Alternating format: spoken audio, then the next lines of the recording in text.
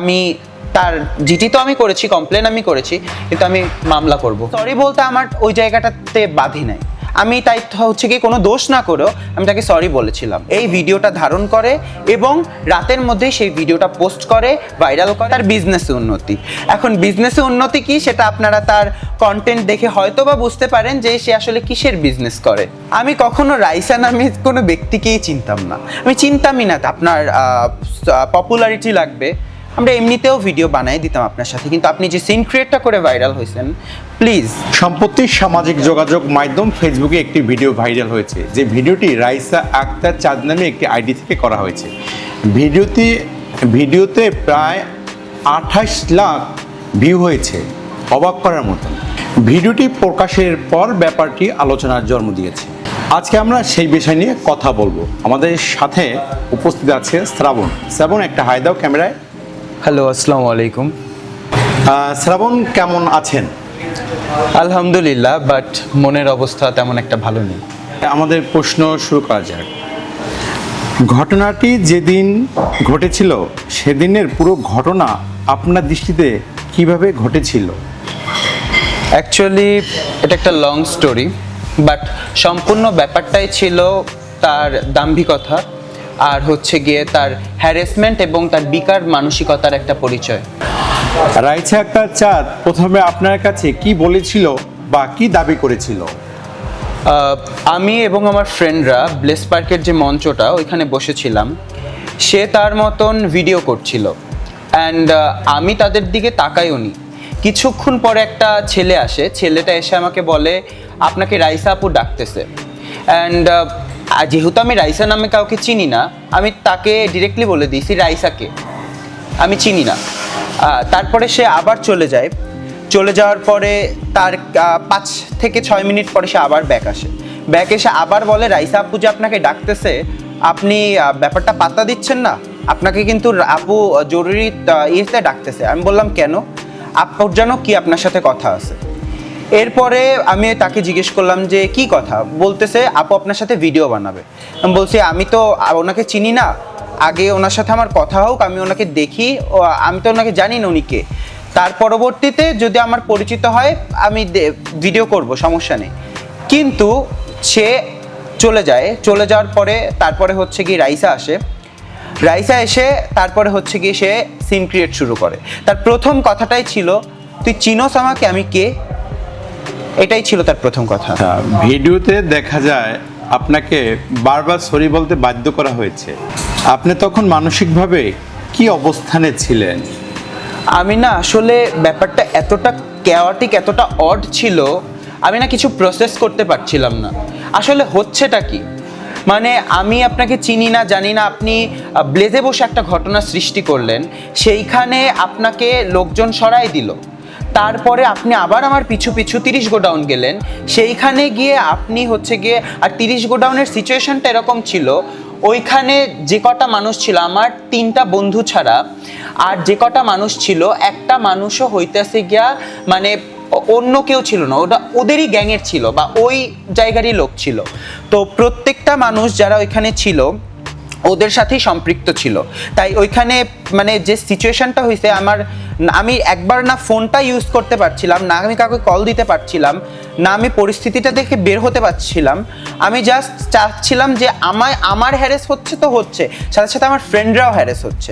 আর আমি একটা সভ্য ফ্যামিলি থেকে বিলং করি, আমি মেয়েদেরকে যথেষ্ট সম্মান করি। সে যতই হোক সে একজন আমার থেকে সিনিয়র, সরি বলতে আমার ওই জায়গাটাতে বাধি নাই। আমি তাই হচ্ছে কি কোনো দোষ না করেও আমি তাকে সরি বলেছিলাম। আচ্ছা, ঘটনায় আমরা দেখেছি যে রাইসা আপনাকে থ্রেট করছে, বিভিন্নভাবে আপনাকে রাগান্বিত চেষ্টা করছে। তো ওখানে আমরা রাইসাকে দেখতে পেয়েছি। তো ওখানে রাইসার বাহিরেও কি অন্য কেউ আপনাকে ভয়ভীতি দেখিয়েছে? Actually Raisa was the main one, but ওইখানে তো হচ্ছে কি তার সম্পূর্ণ একটা গ্যাং ছিল, মানে আমি তাদেরকে চিনি না, বাট হইতেছে গিয়া অনেক, ওইখানে হচ্ছে গিয়া অ্যারাউন্ড 20 জনের মতন মানুষ ছিল। ঘটনাস্থলে জনতা বা আশেপাশের মানুষ আপনাকে কোনো ধরনের সহায়তা বা রাইসাকে বাধা ক্রিয়েট করছে কি? একজন এসছিলেন, একজন আঙ্কেল এসেছিলেন, উনি এসে বলতেছে যে আসলে হয়েছে কি, ইনস্ট্যান্ট ওরা ওদের উগ্রতা, ওরা ওদের যেরকম ওরা আচরণ করে সেটা তো আপনারা ভিডিওতেই দেখতে পাচ্ছেন। লাইক ওনাকে যা না পারছে তাই বলে লাইক বৃদ্ধ মানুষটাকে ওইখান থেকে তাড়ায় দেয়। আর এছাড়া ওইখানে আর কেউ ছিলই না, মানে ওই যে জায়গাটাতে যে কজন মানুষ ছিল ওই কজনই হচ্ছে গিয়ে ওদেরই ইয়ে ছিল। এই ঘটনার পিছনে আসল কারণ কি বলে আপনি মনে করেন? এটা সম্পূর্ণই হচ্ছে গিয়ে তার ভাইরাল হওয়ার একটা স্ট্র্যাটেজি। প্রথমত যখন ব্লেস পার্কে সে কোনো ধরনের ভিডিও করতে পারে নাই, কোনো ধরনের কোনো কন্টেন্ট সে বের করতে পারে নাই, সে ভাবছে যে এখন আমি এরকম একটা কন্টেন্ট বের করব। আর আপনারা সবাই জানেন negative publicity is the best publicity. তো তখন সে 30 গোডাউন গিয়ে সম্পূর্ণ ইনটেনশনালি এই ভিডিওটা ধারণ করে এবং রাতের মধ্যেই সেই ভিডিওটা পোস্ট করে, ভাইরাল করে। আর ভাইরাল হওয়ার একটাই জিনিস, তার বিজনেসে উন্নতি। এখন বিজনেসে উন্নতি কি সেটা আপনারা তার কন্টেন্ট দেখে হয়তো বা বুঝতে পারেন যে সে আসলে কিসের বিজনেস করে। এই রাইসার সাথে আপনার পূর্বে পরিচয় কিংবা ভুল বোঝাবুঝি আছে? আমি কখনো রাইসা নামে কোনো ব্যক্তিকেই চিনতাম না, আমি চিনতামই না তাকে। তো সে, আমি জানি না এরকম ভিডিওটা আপলোড করেছে কিনা, সে নিজে, আমি নিজেই বলতেছিলাম ভিডিওর মধ্যে যে আপু আপনি কি, আপনাকে তো আমি চিনি না। কিন্তু সে বলতেছে তুই আমাকে চেনস না, কিন্তু আমি তোকে ভালো করেই চিনি। সো মানে আমি আগে পিছে আমার পাস্ট প্রেজেন্ট কোথাও হচ্ছে কি আমি রাইসা নামের কোনো ব্যক্তিকে তখন পর্যন্ত চিনতাম না। আচ্ছা, এই যে ভিডিওটি প্রায় 28 লাখ প্লাস মানুষ দেখেছে এবং রীতিমতো ভিডিওটি সারা বাংলাদেশে একটি আলোড়ন সৃষ্টি করেছে, এই ভিডিওটি ভাইরাল হওয়ার পর আপনার পারিবারিক কোনো সমস্যার সম্মুখীন হয়েছে কিনা আপনার পরিবার কিংবা আপনি? অ্যাকচুয়ালি এটা অনেক খারাপভাবে আমার ফ্যামিলির উপর ইফেক্ট ফেলেছিল। লাইক আমার যেহেতু বাবা নেই, আমার মাই আমার ফ্যামিলির everything, and as being a working women তাকে অনেক সাফার করতে হয়। যখন সে বাইরে যেত বা হচ্ছে গিয়ে আমাদের একটা শপ আছে, সো লাইক যখন সে শপে থাকতো তখন কেউ এসে বলতো যে তোমার ছেলের একটা ভিডিও দেখলাম, হয়েছে কি, আসলে তোমার ছেলে করছে কি। কেউ এসে বলতেছে তোমার ছেলে এইভাবে মেয়েদেরকে টিস করে, কেউ এসে বলতেছে ও এইসব কি করে বেড়ায়। মানে এরকম নানান ধরনের কথা। যখন এই জিনিসগুলো হচ্ছিল তখন আমার থেকেও বেশি ভেঙে পড়ে আমার মা। আর তখন সে আমাকে হচ্ছে কি একটা কথাই জিজ্ঞেস করেছিল, বাবা আমি তোকে তো এইভাবে মানুষ করি নাই, কিন্তু আমি যেভাবে হচ্ছে গিয়ে সোসাইটির কাছে যেভাবে হ্যারেস হচ্ছি, আমি কি এটা কাম্য? আমার কাছে না কোনো উত্তর ছিল না, কারণ আমি আসলে করেছিলামটা কি? আমি তো কিছু করিনি।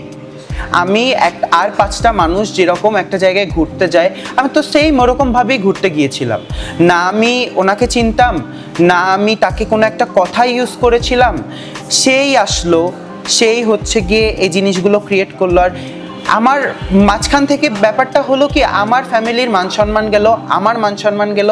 ইভেন দো লাইক পর্যায়টা এমন দিকে চলে যাচ্ছিল, আমি সুইসাইড করতে গিয়েছিলাম। আমার দরজা টরজা ভেঙে আমাকে তারপরে হচ্ছে গিয়ে আমাকে ইয়ে করে, কারণ আমার কাছে তখন কোনো ওয়ে ছিল না।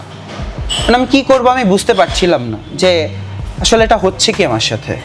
দর্শক, একটি বিজ্ঞাপন বিরতি নিচ্ছি, কোথাও যাবেন না, সঙ্গেই থাকুন। আজকের প্রোগ্রামটি স্পন্সর করেছেন রান্নাবাড়ি, আসল স্বাদের ঠিকানা, স্থান তালতলি ভাঙারপাড়, বরিশাল। বরিশালের ঐতিহ্যবাহী কীর্তনখোলা নদীর তীরেই অবস্থিত আপনার প্রিয় খাবার ঘর রান্নাবাড়ি।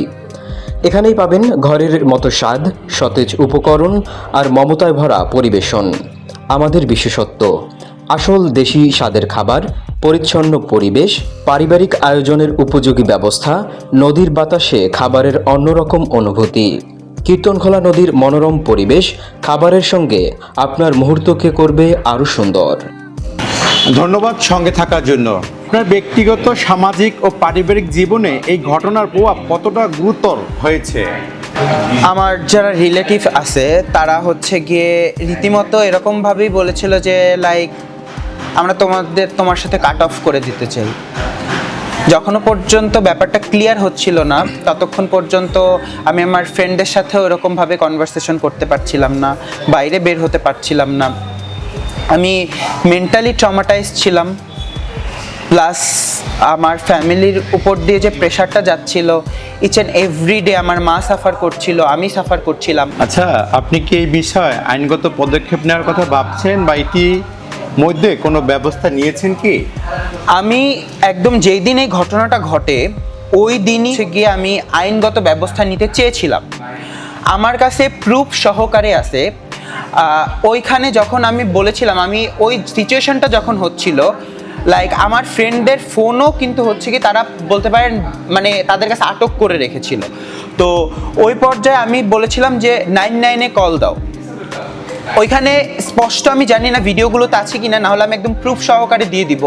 তারা এরকমভাবে বলতেছে, কার কাছে যাবা, এই ওসির কাছে যাবা, এই এনার কাছে যাবা, ওই ওনার কাছে যাবা, সব আমাদের হাতের মুঠায়। তো আমি একটা প্রশ্ন করতে চাই, এই রকম সব মানুষের হাতের মুঠোয় যদি আইন থাকে, তাইলে আমাদের মতন সিম্পল আমজনতা তারা কোথায় যাবে? আমি তো ওই মুহূর্তে যে তার বিরুদ্ধে একটা আইনানুগ পদক্ষেপ নেব, আমি জিটি করব বা মামলা করব, আমি তো ইনস্ট্যান্ট জানতেছি যে ওই জায়গার ওসি উনি বা ওই জায়গার একজন ঊর্ধ্বতন কর্মকর্তা উনি। আমার তার কাছে গিয়ে কমপ্লেন করতে হবে। সে এক্স্যাক্ট নাম ধরে ফোন নাম্বার দেখিয়ে আমাকে বলে দিচ্ছে আমি এখন কল দিয়ে দিব, তুই ঢুকে যাবি জেলের মধ্যে। ওই মুহূর্তে আমি নেইনি, কিন্তু তার 2 দিন পরে আমাকে যখন হইতেছি গিয়া তারই ক্লোজ মানুষজনরা আশ্বাস দেয় যে হইতেছি গিয়া না, তোমার সাথে যেটা হচ্ছে এটা অন্যায় হচ্ছে, তুমি এটার স্টেপ নাও। তখন আমি হচ্ছে গিয়ে ওর নামে একটা জিটি করে আসি। যখন আমি তার নামে জিটি করি, ইনস্ট্যান্ট তার কাছে তো কল চলে যায়। কল চলে যাওয়ার পরে সে আমাকে কিছু কথা বললাম, কি সেটা শোনাতে পারি? তুমি সেটা একটু মানে সামথিং বলো, বাট শোনানোর প্রয়োজন নেই। সে আমাকে যা মানে যেগুলো ক্যামেরাতে অবশ্যই বলা যাবে না, সে আমাকে অনেকগুলো স্ল্যাংস ইউজ করে আমাকে গালাগালি করে এবং আমাকে একটা কথাই বলে যে তুই জিটি করছস না, কমপ্লেন করছস না, তুই আমার নামে মামলা করতি, তুই দেখ আমি এবার বরিশাল এসে কী করি। সো ওই টাইমটাতে আমি জাস্ট তখনও পর্যন্ত আমি এটা নিয়ে পারছিলাম না, কারণ হইতেছি গিয়া আমি যদি একজনের নামে মামলা করি, সেই আসামি যদি পলাতক থাকে আমার মামলাটা ঝুলতে থাকবে। আমি ওই মুহূর্তে মামলা করতে পারছিলাম না, কিন্তু এই মুহূর্তে আমি তার জিটি তো আমি করেছি, কমপ্লেন আমি করেছি, কিন্তু আমি মামলা করব। সো রাইসা আক্তার চাঁদের কাছে আপনার কোনো বার্তা কিংবা দাবি আছে কি? আমি সব কমোডের কাছে কোনো বার্তা দিতে চাই না, কারণ কমোডের কাছে আর কিসের বার্তা? সেই কমোড আপনি যতই হচ্ছে গিয়ে পরিষ্কার করেন, কমোড নোংরাই হয়ে যাবে, কারণ ওটা তো আর মানে ত্যাগ করার জন্যই তো এটা ইউজ করা হয়। আমি এতটুকুই বলবো যে হচ্ছে গিয়ে আপনি যদি আমাকে ভালোভাবে বলতেন বা আমাকে যদি ভালোভাবে অ্যাপ্রোচ করতেন বা আমার ফ্রেন্ডদেরও ভালোভাবে অ্যাপ্রোচ করতেন যে আপনার ভাইরাল হতে হবে, আপনার পপুলারিটি লাগবে, আমরা এমনিতেও ভিডিও বানাই দিতাম আপনার সাথে। কিন্তু আপনি যে সিন ক্রিয়েটটা করে ভাইরাল হয়েছেন, প্লিজ আপনার যোগ্যতা বা আপনার যে ক্যাপাবিলিটি সেই জিনিসটার সাথে এটা যায় না। আর আপনি যেটা করতেছেন, লাইক আপনার পার্সোনাল লাইফে আপনি যা কিছুই করতে পারেন, যেখানে ইচ্ছে সেখানে গিয়ে নাচানাচি করতে পারেন, আপনি বাড়ি গিয়েও করতে পারেন, আপনি আপনার বাসায়ও করতে পারেন, বাথরুমে গিয়েও করতে পারেন, কিন্তু আপনার এই কমোডটাকে প্লিজ যেইখানে সেইখানে খুলবেন না, কারণ ওইখানে কিছু সভ্য কিছু ভালো মানুষজনও যায় যারা হচ্ছে কি আপনার দুর্গন্ধতে বিরক্ত বোধ করে। আচ্ছা শ্রাবণ, আপনি কি মনে করেন জনসম্মুখে এমন অপমান করার প্রবণতা সমাজে নেতিবাচক প্রভাব ফেলেছে এবং এই ঘটনার ন্যায় বিচার আপনি কেমন আশা করেন? এই ব্যাপারটা আসলে কনসার্নেবল। এটা স্পেশালি হচ্ছে গিয়ে আমি বলবো প্রশাসনের মেইনলি কনসার্নেবল, কারণ কি এখন আমাদের স্পেশালি বরিশালে বা অন্য জায়গাতে এমন একটা ব্যাপার হয়ে গেছে যে যারা হয়তো বা সাম্প্রতিক সময় যে কোনো ব্যাপারে পপুলার বা তাকে হয়তো বা 5টা মানুষ চিনে, আর যাকে হয়তো বা চিনে না, এরকম কিছু সার্টেন অ্যামাউন্ট অফ মানুষ করে কি রাস্তাঘাটে সিন ক্রিয়েট করে এমন একটা পার্সপেক্টিভ তুলে ধরে যেটা হচ্ছে গিয়ে আসলে ঘটেই না সেইখানে। আর এইটা সম্পূর্ণ তারা ঘটায় এই জন্য যাতে তাদের একটা ফ্যান ফলোয়ার হয়, তাদের পেজের রিচ বাড়ে। আর আপনারা সবাই এখন জানেন যে ফেসবুক মনিটাইজেশন এখন শুধুমাত্র পেজে না, আপনার যদি একটা প্রফেশনাল অ্যাকাউন্ট থাকে, আপনার প্রফেশনাল অ্যাকাউন্টেও ফেসবুক মনিটাইজেশন দেয়। সো ওই মনিটাইজেশন পাওয়ার জন্য বা কিছু সংখ্যক পপুলারিটি পাওয়ার জন্য সে যাকে তাকে রাস্তায় যে কোনো জায়গায় হ্যারেস করে। শুধুমাত্র আমি, শ্রাবণ বা অন্য কেউ না, এরকম হাজারটা ভিডিও হাজারটা মানুষের সাথে হচ্ছে, রেগুলার হচ্ছে। সো আমি মনে করি এইটা সম্পূর্ণ আইনানুগ ব্যবস্থা নেওয়া উচিত। আর প্রশাসনের এই জিনিসটার দিকে খেয়াল দেওয়া উচিত যে কে পপুলার, কিভাবে পপুলার, ওটা তার ব্যক্তিগত ব্যাপার, এটার জন্যও প্রশাসন আছে।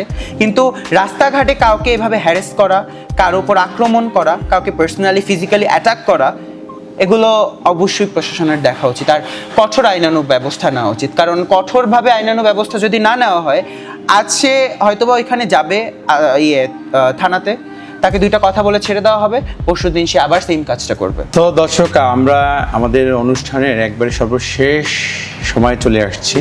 আমরা বেশি সময় নেব না, আমাদের অনুষ্ঠান ইতিপূর্বে শেষ করে দিব। তো শেষ করার আগে আমাদের সর্বশেষ একটি প্রশ্ন, এত সংবাদ মাধ্যম কেউ যখন আপনার পাশে আসেনি, তখন ক্রাইম টাইমস পাশে পেয়ে আপনার অনুভূতি কেমন ছিল?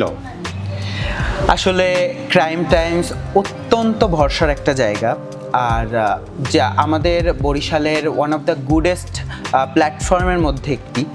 অ্যান্ড এই জায়গাতে অবশ্যই আমার ট্রু স্টোরিটা বা আমার ট্রু নিউজটা আমি প্রেজেন্ট করতে পেরে অবশ্যই আই এম রিয়েলি অনার্ড। কারণ এই জায়গাটাতে আমি একদম কারেক্ট অ্যান্ড পজিটিভ যে জিনিসটা, যেটা আমার পক্ষ থেকে আপনাদের কাছে বার্তা ছিল। আজকের প্রোগ্রামটি স্পন্সর করেছেন রান্নাবাড়ি আসল স্বাদের ঠিকানা, স্থান তালতলি ভাঙারপাড়, বরিশাল। বরিশালের ঐতিহ্যবাহী কীর্তনখোলা নদীর তীরেই অবস্থিত আপনার প্রিয় খাবার ঘর রান্নাবাড়ি। এখানেই পাবেন ঘরের মতো স্বাদ, সতেজ উপকরণ আর মমতায় ভরা পরিবেশন।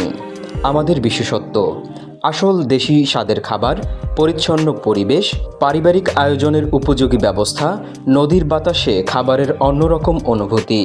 কীর্তনখোলা নদীর মনোরম পরিবেশ খাবারের সঙ্গে আপনার মুহূর্তকে করবে আরও সুন্দর। সময় খবর সর্বদা সত্যের সন্ধানে, কারণ সময় খবর নিজের কথা বলে না, বলে দেশ ও জনপথের কথা।